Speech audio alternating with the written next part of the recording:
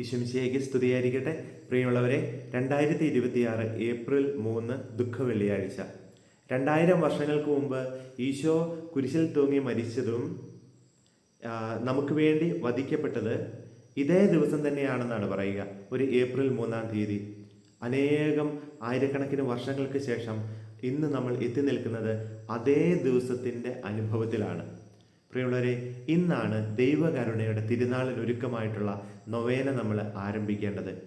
ഞാനിത് ഇത്ര താമസിച്ച് നൽകാനുള്ള കാരണം, ആ ദിവസത്തിൻ്റെ പ്രത്യേകത, ദൈവകരുണയുടെ തിരുനാളിൻ്റെ പ്രത്യേകത, സ്വർഗത്തിലെ മുഴുവൻ കൃപകളും ഒരാത്മാവിലേക്ക് ഞാൻ വർഷിക്കുന്ന ദിവസമെന്നാണ് ഈശോ പറയുക. ഒരാത്മാവിൻ്റെ തുറവി, ഒരാത്മാവിൻ്റെ ശരണം എത്രമാത്രമാണോ അത്രമാത്രം കൃപ ഒരാത്മാവിനെ സ്വീകരിക്കാൻ സാധിക്കുമെന്ന് ഈശോ ഓർമ്മപ്പെടുത്തുകയാണ്.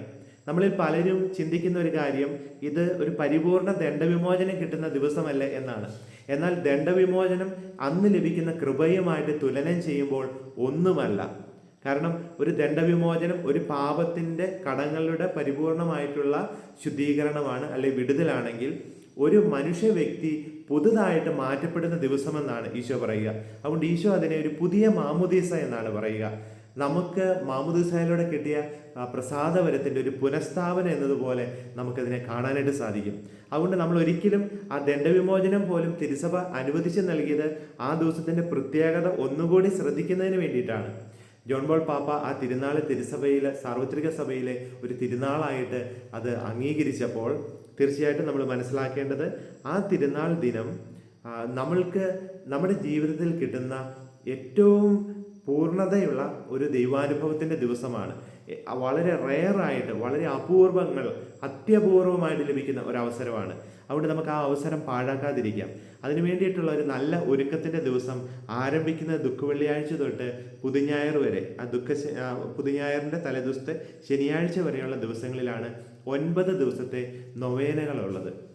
എന്നാൽ ചിലർ ഇന്ന് അത് പല കാരണങ്ങൾ കൊണ്ട് ചെയ്യാൻ പറ്റാതെ പോകാം. അങ്ങനെയുള്ള വ്യക്തികളാണെങ്കിലും നാളെ, അതായത് ഈസ്റ്റർ ദിനത്തിൽ ആരംഭിച്ചാലും ശനിയാഴ്ച ദിവസം ആരംഭിച്ചാലും നമുക്ക് ആ 9 ദിവസങ്ങൾ ദൈവകരുണയുടെ തിരുനാൾ ദിവസം തന്നെ പൂർത്തീകരിക്കാനായിട്ട് സാധിക്കും. ഞാനിത് പറയുന്ന ആരും ഉഴപ്പുന്നതിന് വേണ്ടിയിട്ട് ഒന്നുമല്ല, അവസരം നഷ്ടപ്പെടുത്താതിരിക്കുന്നതിന് വേണ്ടിയിട്ടാണ്. ദുഃഖവെള്ളിയാഴ്ച ഏതെങ്കിലും കാരണത്താൽ ഈ നൊവേന അർപ്പിക്കാൻ സാധിക്കാതെ പോകുന്നുണ്ടെങ്കിൽ തൊട്ടടുത്ത ദിവസം തന്നെ നിങ്ങളത് ഒരുങ്ങുക, ഈ നൊവേന തന്നെ അർപ്പിച്ചുകൊണ്ട്. 9 ഗണം ആത്മാക്കളെ ദൈവത്തിൻ്റെ കരുണയ്ക്ക് സമർപ്പിച്ച് നമ്മൾ പ്രാർത്ഥിക്കുന്ന ഒരു രീതിയാണിത്. ഞാൻ അധികം ദീർഘിപ്പിക്കുന്നില്ല. ദൈവകരുണയുടെ തിരുനാൾ ദിനത്തിൽ സ്വർഗത്തിലെ മുഴുവൻ കൃപയും ഒരാത്മാവിലേക്ക് വർഷിക്കപ്പെടുന്ന ദിവസമെന്നാണ് ഈശോ അതിനെക്കുറിച്ച് പറയുക. അങ്ങനെയെങ്കിൽ നമുക്ക് എങ്ങനെയാണ് ഒരുങ്ങാൻ സാധിക്കുക? ഈ ദിവസങ്ങളിലൊക്കെ നൊവേന അർപ്പിച്ചുകൊണ്ട് ഒരുങ്ങാം, കാരുണ്യ പ്രവർത്തികൾ ചെയ്തുകൊണ്ട് ഒരുങ്ങാം, കരുണയ്ക്ക് വേണ്ടി പ്രാർത്ഥിച്ചുകൊണ്ട് ഒരുങ്ങാം, ദൈവത്തിൻ്റെ കരുണ പ്രഘോഷിച്ചുകൊണ്ട് ഒരുങ്ങാം. ഇങ്ങനെയുള്ള 4 രീതികൾ നമുക്ക് കാണാൻ സാധിക്കും. അതോടൊപ്പം സ്വർഗത്തിലെ മുഴുവൻ കൃപയും ഒരാത്മാവിന് ലഭിക്കുന്ന, അല്ലെങ്കിൽ അതിൻ്റെ ശരണത്തിനനുസരിച്ച് ലഭിക്കുന്ന ദിവസമെന്ന് ഈശോ പറയുമ്പോൾ ചോദിക്കുന്ന ഒരു കാര്യവും നിരസിക്കില്ല എന്ന് ഈശോ പറയുന്നുണ്ട്. ദൈവമഹത്വത്തിന് വേണ്ടി, നമ്മുടെ നന്മയ്ക്ക് വേണ്ടി, മനുഷ്യവംശത്തിൻ്റെ നന്മയ്ക്ക് വേണ്ടിയൊക്കെ നമ്മൾ ചോദിക്കുന്ന ഒരു കാര്യവും ഈശോ നിരസിക്കുകയില്ല. കാരണം അവിടുന്ന് വാഗ്ദാനങ്ങളിൽ വിശ്വസ്തനാണ്.